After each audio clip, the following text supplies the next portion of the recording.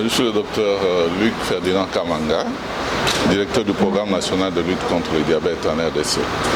Je suis pédiatre de formation et responsable de plusieurs volets de formation sur le plan santé publique. Vous savez, en tant que programme national de lutte contre le diabète, nous sommes régaliens. Donc nous représentons les intérêts du gouvernement, du ministère de la Santé particulièrement, dans la gestion du diabète, aussi bien au niveau individuel chez les malades, mais aussi au niveau communautaire et au niveau national. Quels sont les défis? Les défis que je vais présenter ici sont les défis du programme. En tant que programme spécialisé du ministère de la Santé, nous avons plusieurs défis. Et ces défis tournent autour de financement. Vous savez, le diabète est pratiquement un parent pauvre parce qu'il n'a pas été soutenu comme les autres programmes que nous avons connus dans le temps, les programmes qui traitent des maladies infectieuses. Mais le diabète, ce n'était pas le cas. Heureusement que maintenant, il y a quand même des sensibilités qui se lèvent pour pouvoir soutenir ce diabète. Nous avons des défis liés au financement, notamment des projets qui sont inscrits dans notre PAO. Nous avons des problèmes, des défis liés au financement, notamment aux documents normatifs que nous avons produits avec l'aide de certains partenaires, mais qui doivent être vulgarisés actuellement. Nous avons des défis liés aux données. La possibilité de donner sur le diabète en République démocratique du Congo pose un problème. Et nous devons tout faire pour pouvoir avoir le plus de données possible et connaître mieux ce problème de diabète. Je dirais pas suffisamment, aussi bien en nombre qu'en qualité.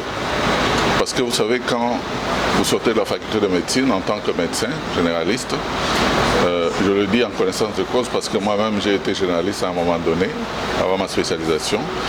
Il n'était pas aussi aisé de pouvoir prendre facilement en charge un diabétique sur terrain. Donc il était important que des formations supplémentaires soient administrées à ces personnes en cours d'emploi pour qu'ils soient à même de pouvoir prendre correctement les malades diabétiques en charge. Donc c'est très important que ces formations en cours d'emploi soient réalisées, comme c'est le cas aujourd'hui.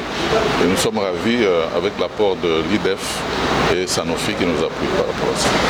Il est clair que toutes les étapes de la prise en charge du diabétique sont importantes. Et donc, on doit former les personnes d'après toutes les étapes de prise en charge. On parle de la prévention, il faut savoir au niveau de la prévention qu'est-ce qu'il faut préconiser pour que les malades sachent quoi faire pour ne pas tomber malade d'abord, pour se protéger.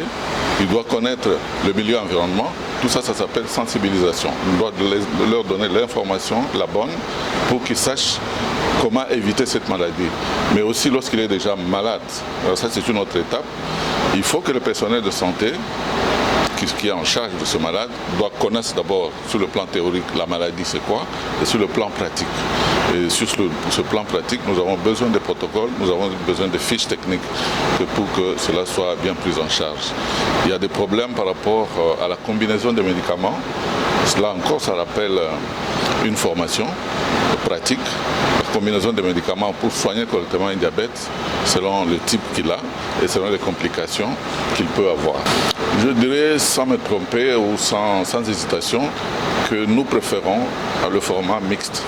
Le format mixte qui fait appel à la diffusion de l'information en ligne mais aussi en présentiel parce que c'est pas facile de former un clinicien en ligne. Il va avoir les connaissances théoriques, mais pas nécessairement les connaissances pratiques, parce qu'il faut absolument qu'il puisse toucher les malades, il faut qu'il puisse voir les gestes, les bons qui sont administrés par la personne plus avertie pour qu'il soit mieux formé.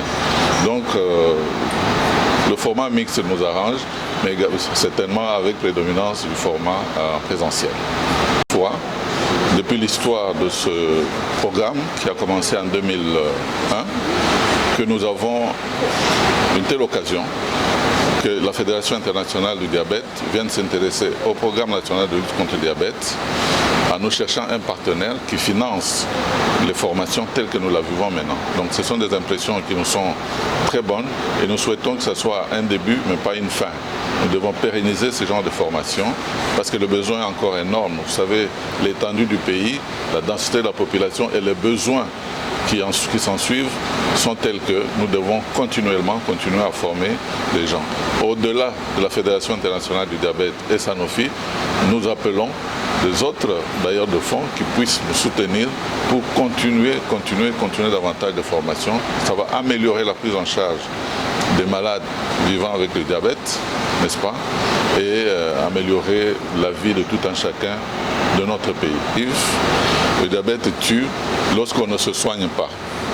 Lorsqu'on devient diabétique, on le demeure jusqu'à la fin de sa vie. L'essentiel maintenant reste, lorsque vous êtes déjà diabétique, de pouvoir prendre correctement les médicaments, observer les mesures préventives qui sont préconisées, donc éviter tous les facteurs qui peuvent vous amener à tomber davantage malade, notamment qu'il faut éviter la sédentarité, il faut éviter l'obésité, il faut éviter de manger n'importe comment et il faut régulièrement prendre ces médicaments pour rester en équilibre par rapport à la glycémie.